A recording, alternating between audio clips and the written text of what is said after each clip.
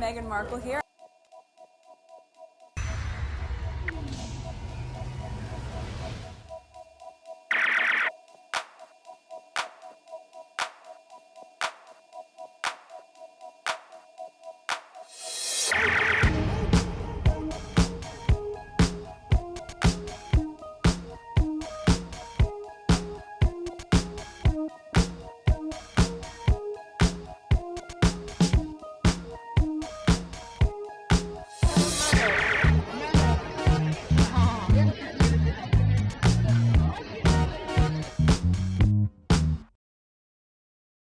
Alright, today is April 20th, 2026. It is 1:52 a.m.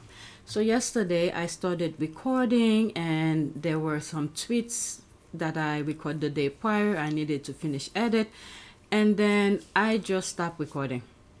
I did this video. I decided to make it a video by itself and I just went I don't know what happened yesterday. I just stopped recording. But I did create a list from yesterday and I've added to it.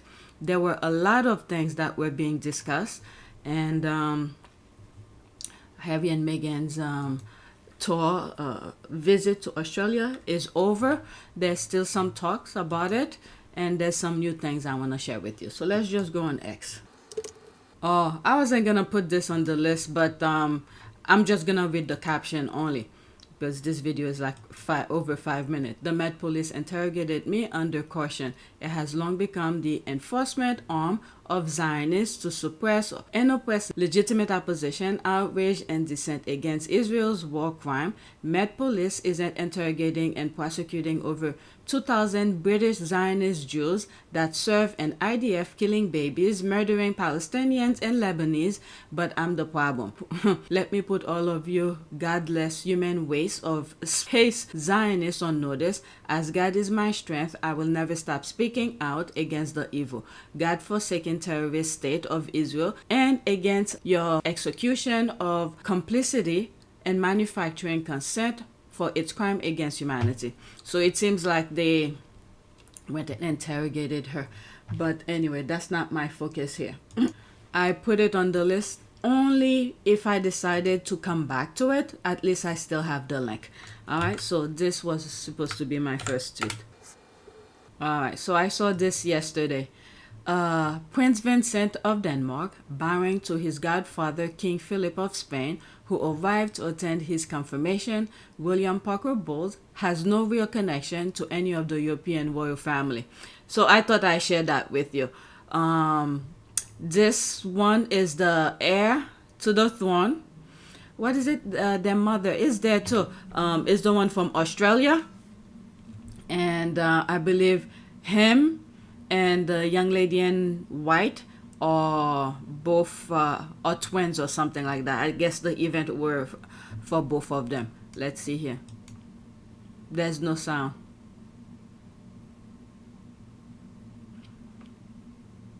So the oldest is saying how to welcome, what do you call this? How to welcome the king, I guess. Look at how he stands. You could see these, he feel comfortable of his position. I think he did it.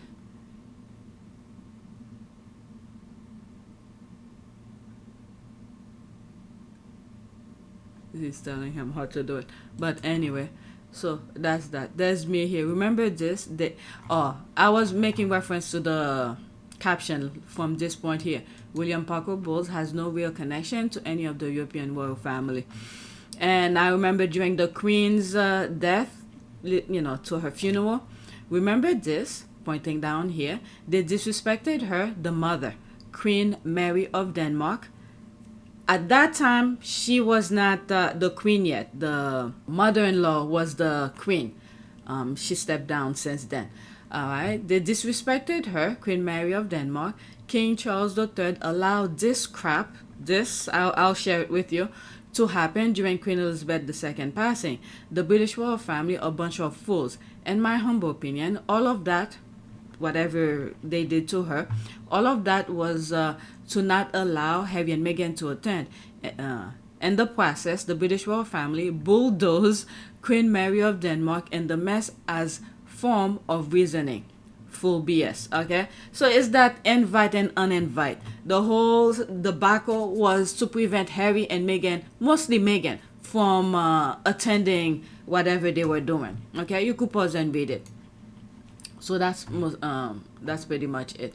Notice how he had to be told what to do as well, but Meghan asking how she should curtsy was the most heinous crime in history. The British royal family decided a long time ago that they were above any other royal household and therefore rarely associate with them. They sent Edward to Mary and Frederick's wedding. Oh, did they? Very interesting. Wow, you know who attended William and Kate's wedding? The goddamn Queen of Denmark.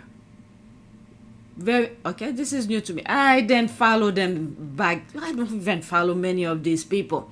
If it wasn't what the papers are saying about Meghan and stuff like that, I would not be, doing some of this stuff here. Really? That's a huge disrespect.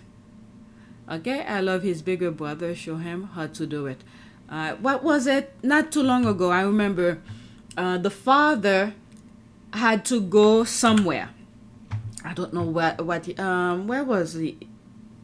I sort of remember the place. I forgot which country, but the father had to go outside of the country, and the him took the father's place, and they made it known.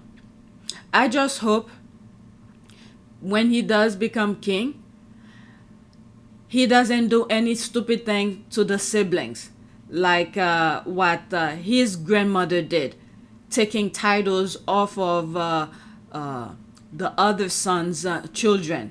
It's a whole bunch of mess, and I believe all of that were done because they wanted to remove Meghan's title. Okay, so they practiced it on them, and I think the grandmother. I'll show you a picture of her.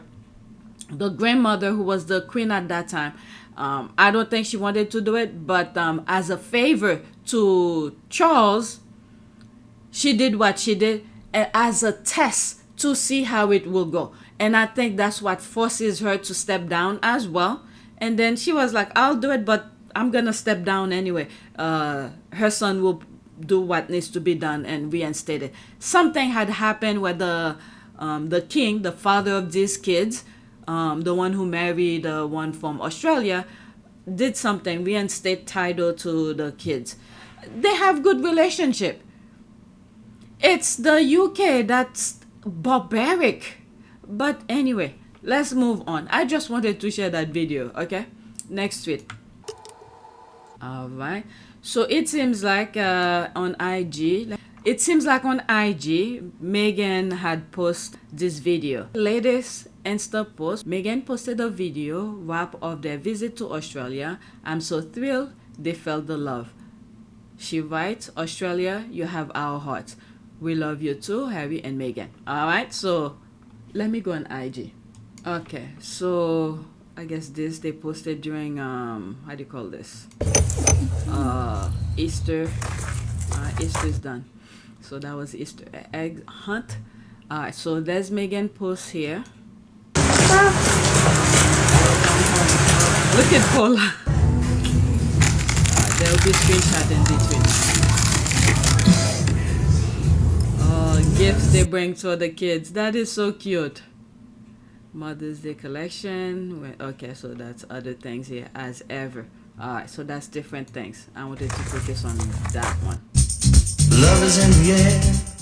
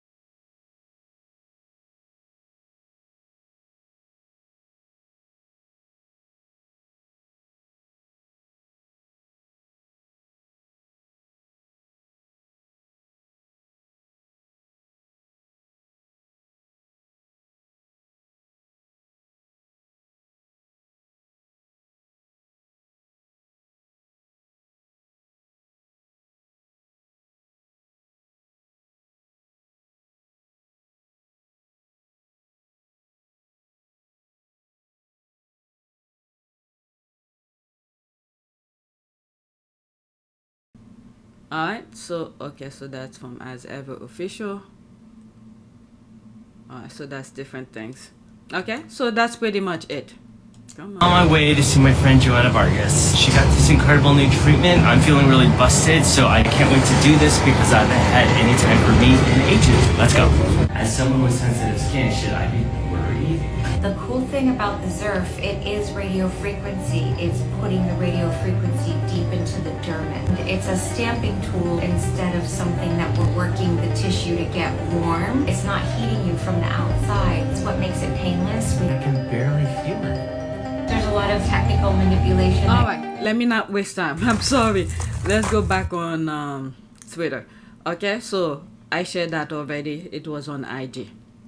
Let's see here. Australia, you have our hearts.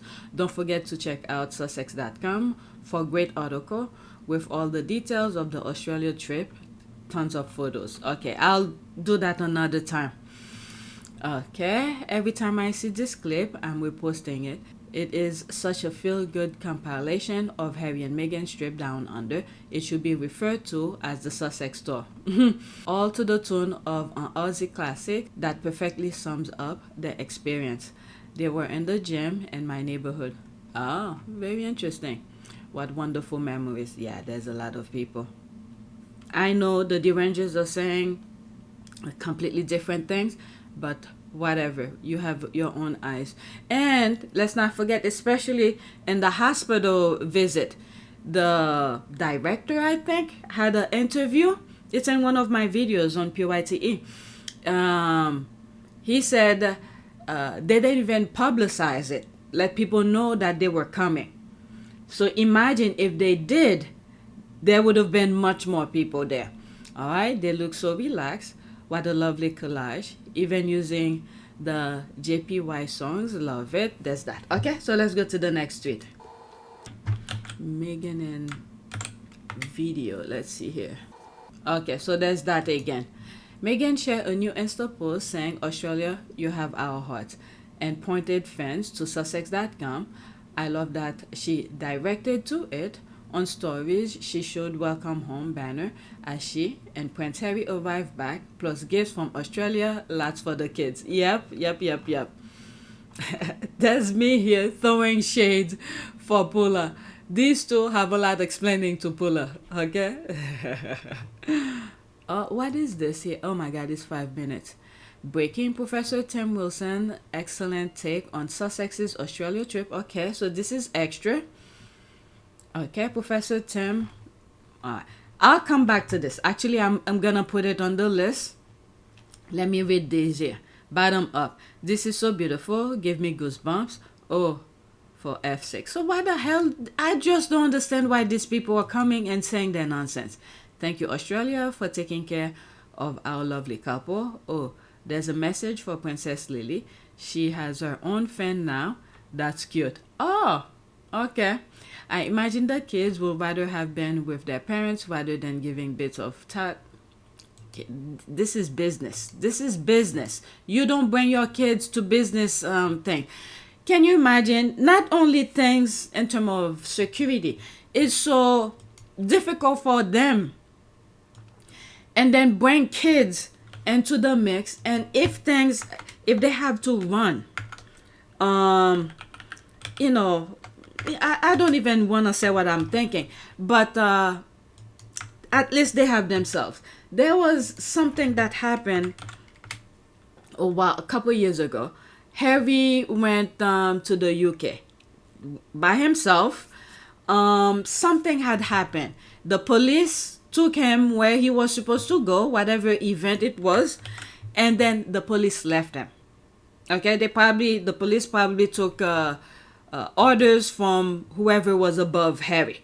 Okay, so the police escort took Harry where Harry was supposed to go, and then after the event, the police were not there, and then the media, whoever knew where he was, it could have been something done, planned for him, and they were chasing him. One of the things that I said at that time was, I am so glad that he was by himself. At least he got to experience those things by himself. And I believe this is what makes him say he will never bring his family to the UK. And that's why he's fighting so hard for his security. I think it was a setup. I don't know where I saw it or Harry was talking about it. But if you go back a couple years back on PYTE, in one of those videos where I have a maze on it, I don't know which of these videos. And when he had gone to the UK at that time, I was really afraid for him because it wasn't too long ago I had done the video. It has been done before. Okay, these are another video you guys should check out. It has been done before. I explained something that I saw. Okay, and that was way before people knew William was a backstabber type of thing. It was back in 2020, and that vision that I had, I remember exactly where I was, it's like a snapshot right in my face. Okay, I saw, okay, I'll show you a picture that sort of in my vision. They were somewhere in a palace, similar to this image, where Harry and Meghan coming, and I saw that it was Harry who was gonna hug his brother. And then from there, it's like literally a knife being going behind Harry's back. And, you know, at that time, you know, sort of brand new into doing videos. I mean, I didn't want to sound too crazy, but I did that video. It has been done before.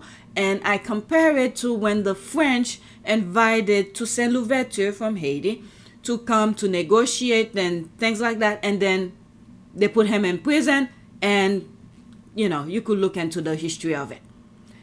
That's why I did that video. That's the vision that I saw. And I was so afraid for Harry every time. I'm still afraid for him every time he goes to the UK. And then not too long after, somewhere he went, he was explaining where he went to the UK. He was by himself. The family was either in the UK, in Canada, or in the US, where he said the police escort took him, thinking that they would wait for him after whatever they escort him to. And then when he came out, the police were not there, and then the media were chasing him. And the way that I saw it, and I was like, I'm glad he was by himself. He didn't have Meghan with him, where he had to worry about Meghan. So him by himself, he only had himself to take care of. So I was like, you don't know the way that I saw it. It's a warning to him.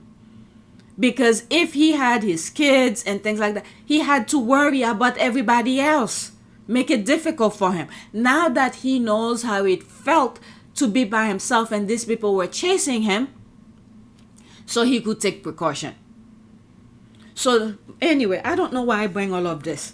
So let's listen to this. Let me add it to the list. Oh, I've already did. Okay.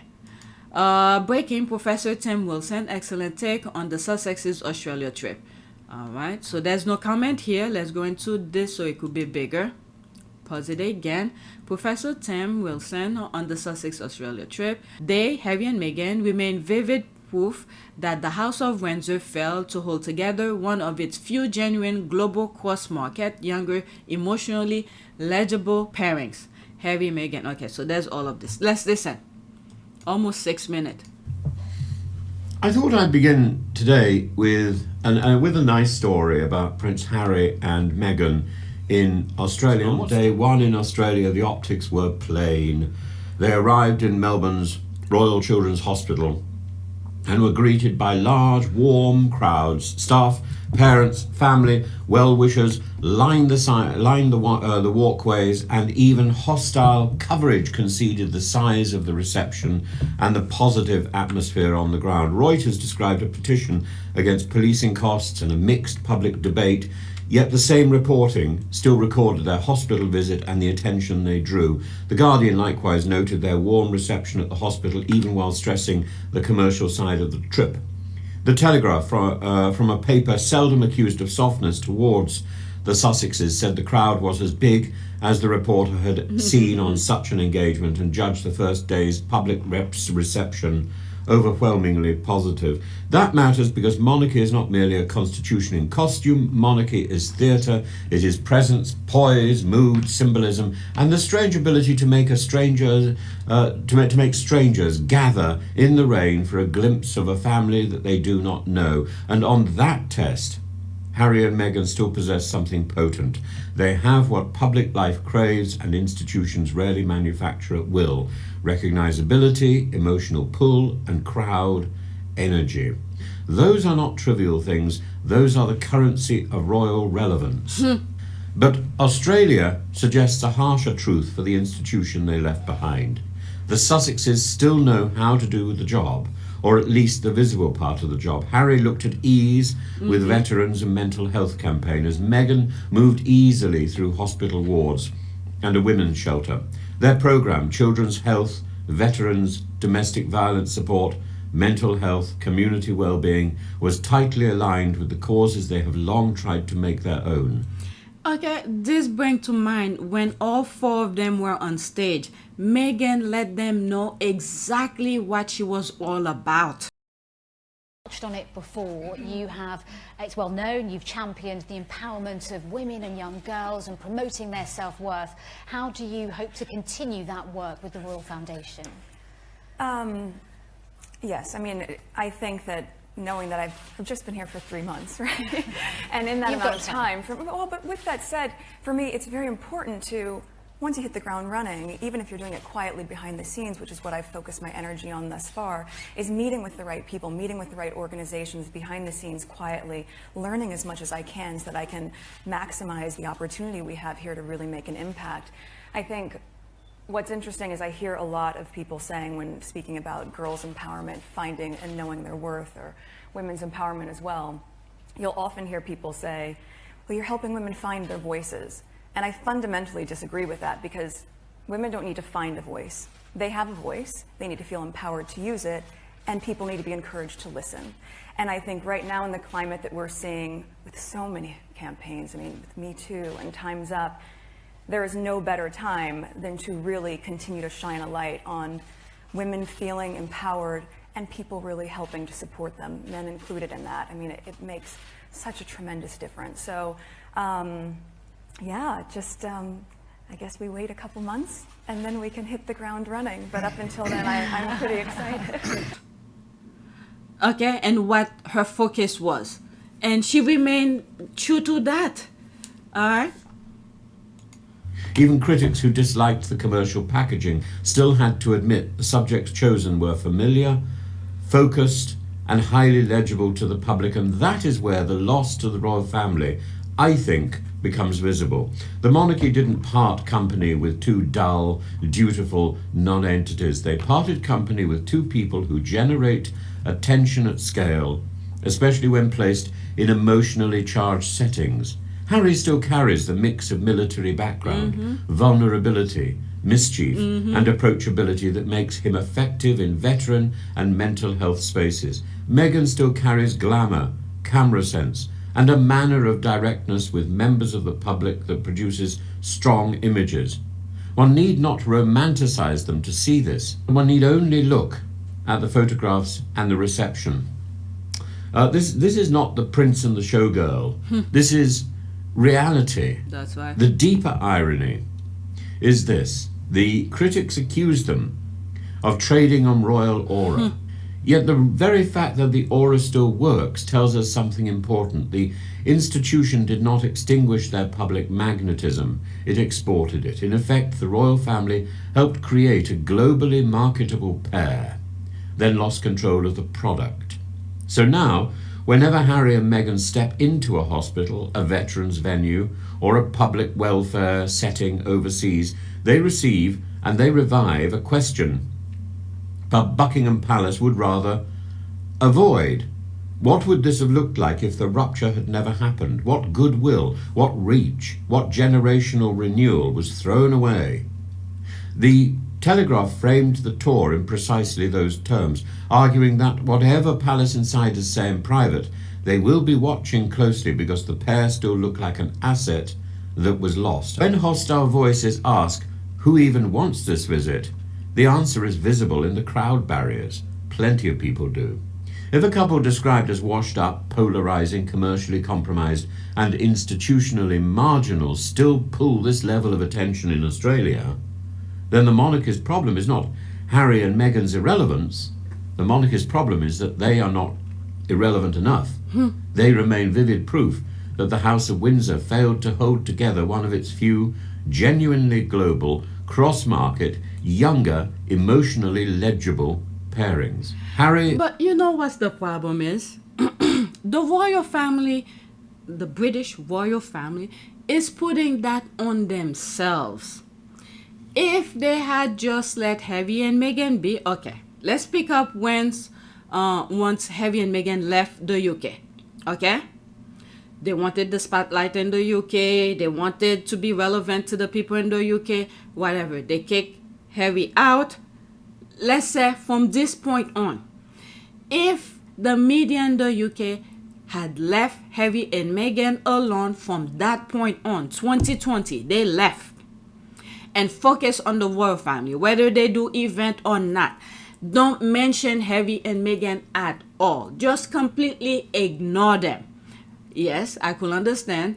Once in a while, I mean, news is news. Harry and Meghan went to Nigeria, went to Netherlands, went to Germany. Yes, you could report it as normal reporting. Whatever highlight they want to say. Don't make it the main focus in the UK. Okay? Other countries could do whatever they want.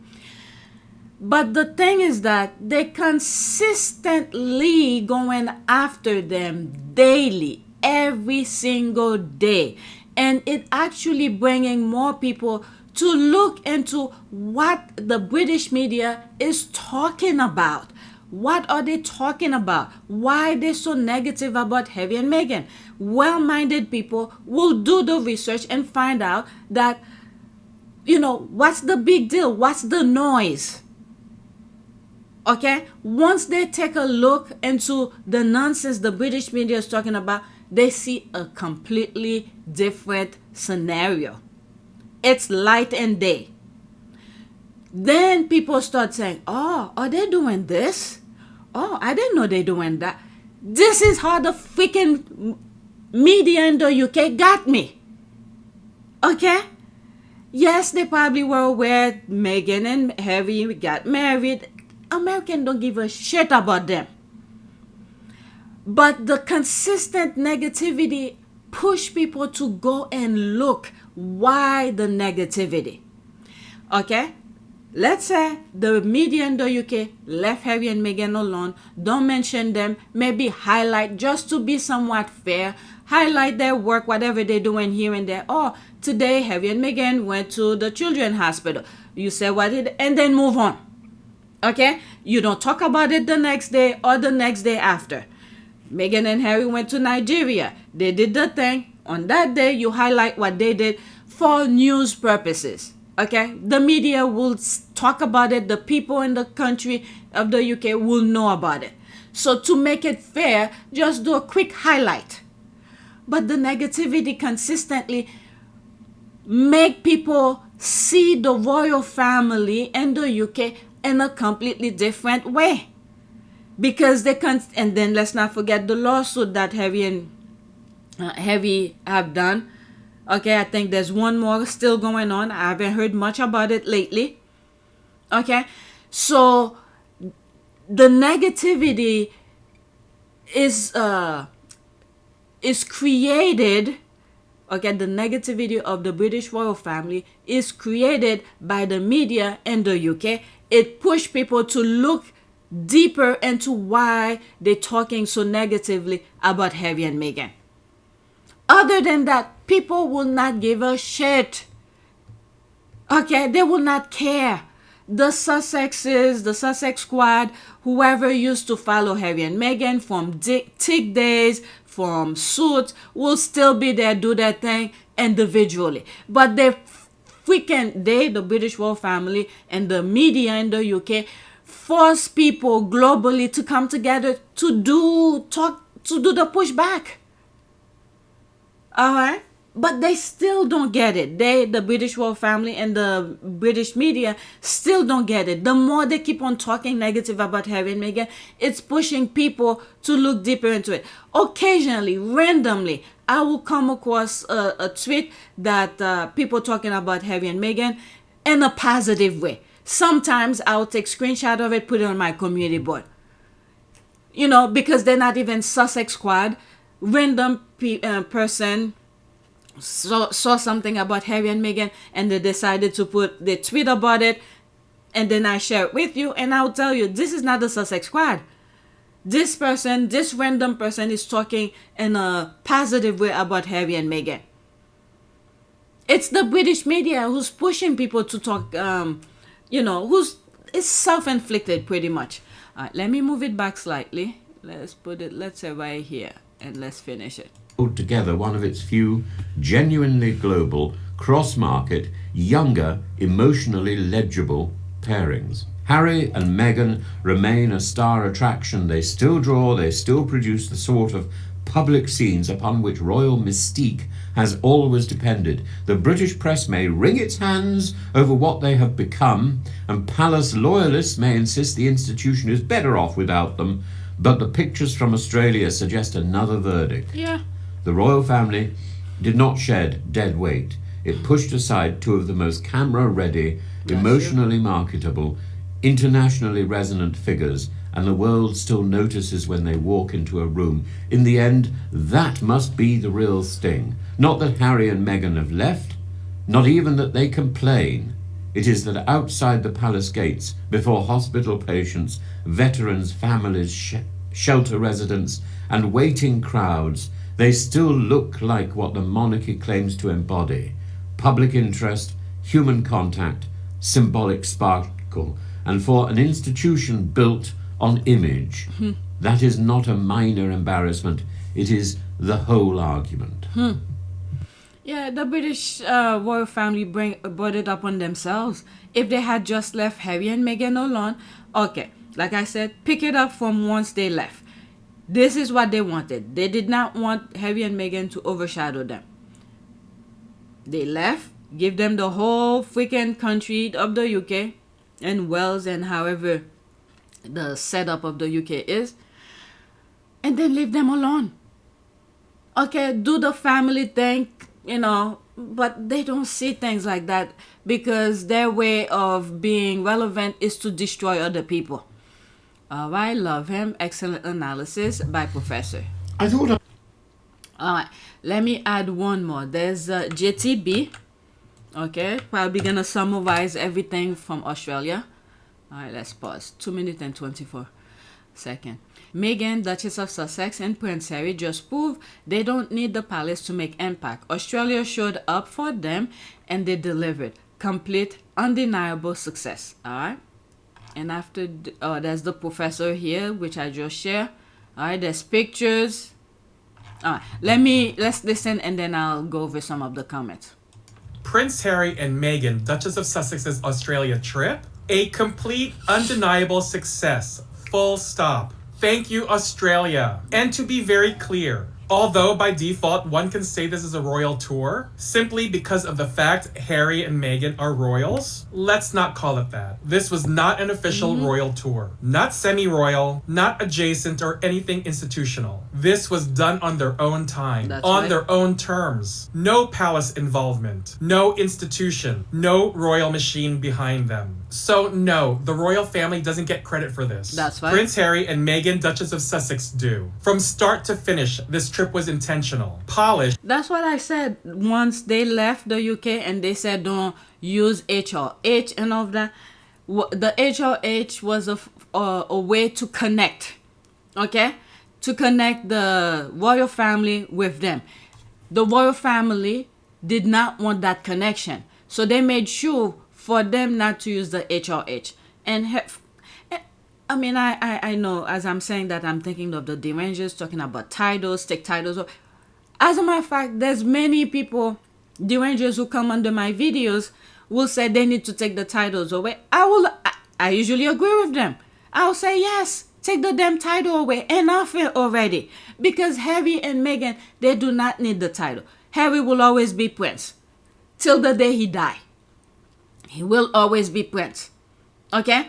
And he doesn't even want people to even call him Prince this or Royal this or whatever. He usually said, just call me Harry.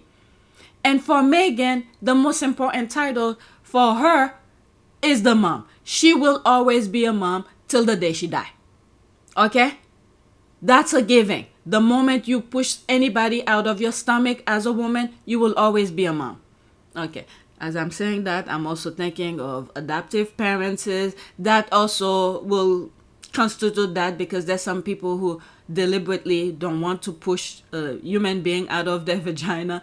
They prefer, take care of those that's already out there, and they do the job very well. There are some, okay, with the exception of this, okay. When I usually bring topic, other branches come out. I don't want to exclude these people because they are important. They want to do good as part of society. But anyway, the most important title for Meghan is being a mom. But the Rangers, the royal family, feel like it's because of the titles, Sussex and whatever. For all I care, and Harry and Meghan too, I think they really don't care. They could take, Harry already told them to take it. To take the titles away. It's them, the royal family, who's making noise. People might say, oh, well, it's not the royal family. Yes, the media speak on behalf of the royal family. It is very well known. Okay, the media have said is they take words from the media. Much of the negativity towards the couple is coming from within the royal family. The royal family and staff of the royal family are the ones that are very often leaking these stories to the press. Harry have said it. But I think, again, what people are starting to understand now is that a royal source is not an unknown person. It is the palace specifically briefing the press, but covering their tracks by being unnamed. And I think that's pretty shocking to people, especially when you realize how many palace sources, palace insiders, senior palace officials, how many quotes have been attributed to those people. Some of the most heinous, horrible things have been said about me and my wife, completely condoned by the palace because it's coming from the palace. And those journalists have literally been spoon-fed that narrative without ever coming to us, without ever seeing or questioning the other side. I strongly believe that the way that the British press is showing itself at the moment is incredibly damaging to the UK. Okay? For all I care, and Harry too, they could take the titles away and they will still do good and continue doing the things that they do. As long as they remain true to themselves, they will still attract people. All right, let's finish with JTB thing. I'm going to move it back. I went off with my rant. Royal machine behind them. So no, the royal family doesn't get credit for this. Prince Harry and Meghan, Duchess of Sussex, do. From start to finish, this trip was intentional, polished, and deeply effective. They didn't just show up, they connected. Harry stepped into conversations around men's health with clarity and conviction. He brought attention to Movember, spoke on fatherhood and mental health. Meghan moved through community spaces with ease and sincerity, serving meals, sitting down, listening, making people feel seen. Together, they joined her Best Life retreat, centering women's empowerment. Every appearance aligned to who Harry and Meghan are. Every interaction had weight. Every step reinforced who they are and what they stand for. They closed it out at the rugby match in Sydney. This was never about titles, never about the palace, never about the firm. It was about people and making connections. They didn't need any of it to show up with authenticity. They've been consistent in their cause for years. Mental health, community work, women's empowerment. And the people felt that. You saw it in the crowds across Australia. The energy, the warmth, the turnout. People showed up for them. Not out of obligation, not out of tradition, because they connected, because they're present, because what they bring is magic. That kind of reception doesn't happen accidentally. That comes from years of showing up in the same way, whether cameras are there or not. And on this trip, they didn't just reinforce that, they amplified it. No palace, no institution, just Meghan and Harry. Fully in their lane, doing what they've always done, and doing it better than anyone. And that's the read. If you like your tea hot, share it, save your seat, and follow for more. And they said that the Queen of Denmark, the Aussie who married King, did visit the hospital as well. It's not the same. It didn't make the same buzz. All right. There's one video I did. Someone was talking about it. An Australian who was talking about it and said she was born in Australia. She didn't even make that same buzz as Harry and Meghan. All right. I shared that already. Be not afraid of greatness. Some are born great, some achieve greatness, and some have greatness thrust upon them. William Shakespeare. So there's all of that. I spoke about this. The direction where they're coming from in terms of crowd control and all of that, they could say all they want. They could discredit Harry and Meghan all they want. Reality will remain reality. And let's not forget as well, they did not publicize almost everywhere they were going to go. They did not publicize it. If they have publicized it, they will have get much people to see them. I finally get the outrage. If Harry and Meghan can have a positive impact on charities and organizations without the money of the taxpayers, then why can the working worlds follow the same blueprint? King Charles wanted a slimmed down monarchy. Everyone should be happy. Yeah! Way before the Queen passed, I remember them saying that. Ours then turned up. Okay, ours then turned up, nor was it successful. Venues then sell out. All right, they could say whatever they want. Harry and Meghan, from my point of view, they want a place, wherever they were going to go, they wanted to be controlled, the crowd to be controlled. So they did what they had to do to get back to their kids. So anybody could do whatever, can say whatever they want, but reality is reality. This Australian didn't show up. Oh, that's fine. Okay, I don't support someone who is, but oh, please. All right, let's black this. They keep on calling them to court, but they keep on winning their court case. Oh yeah, Chinese man, LOL. Okay, so this is the derangers. All right, let me pause and black them while I'm there. Alright, so I black couple of them. This I went over. Well said, JTB. Here also is Professor Tim Wilson. Excellent take on the Sussex's Australia trip. Excellent commentary. No one showed up for them. Couldn't be. Okay, so there's that. I'm gonna add one more. I came across, or maybe it should be the next video. I saw this. Oh, it's only 54 seconds. Let's see what they have to say. Okay, let's see here. Are they saying negative things and then secretly going home and making single skillet spaghetti? Possibly. They're trying to pay their bills? Meghan. Okay, I remember that. Yes, Duchess, they are. Shout out to the co-host for calling out the haters in red for being a secret super fan. All right, let's listen to this. I'm telling you, the squad or something. Are they saying negative things and then secretly going home and making single skillet spaghetti? Possibly. And that's all right. They're trying to pay their bills, and that's for them to sort out if they're comfortable doing it at someone else's detriment. From my standpoint, the intention of the show was to share more of myself, to share tips that I love in my life, and to have fun. You know, I watched with love Meghan when it was on Netflix. So I watched every episode. And I even made her one pot pasta. That's outrageous that you did that. Yeah, I know, actually. And my sister actually made it the same night as me. We hadn't coordinated it. It just turns out that we were both inspired by Meghan and wanted to try out. See, I remember at the time that you were saying this is the worst show ever. It's not good. And now look at you making the one pot pasta. It's absolutely...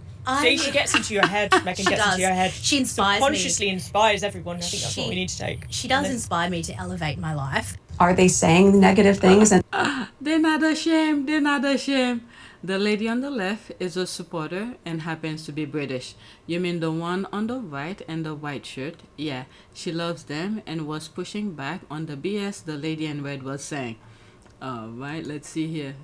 Yeah, if you get a chance to listen to the Australian one, it is so good.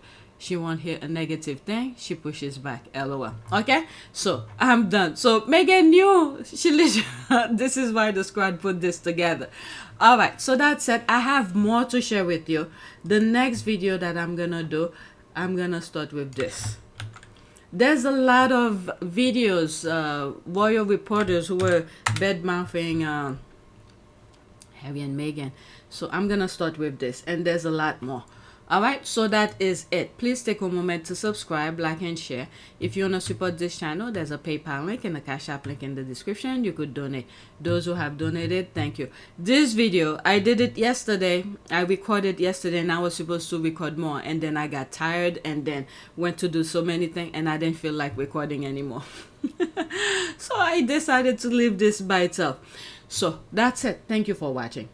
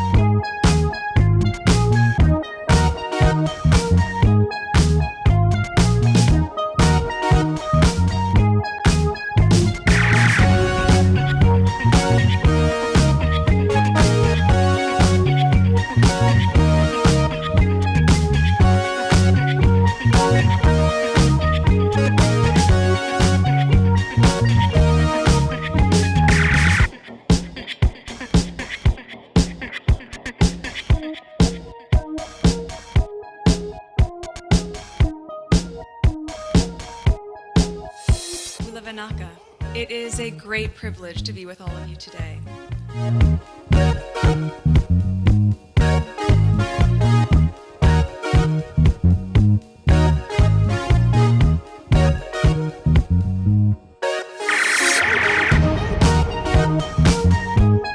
You know, we ask for forgiveness and please come back.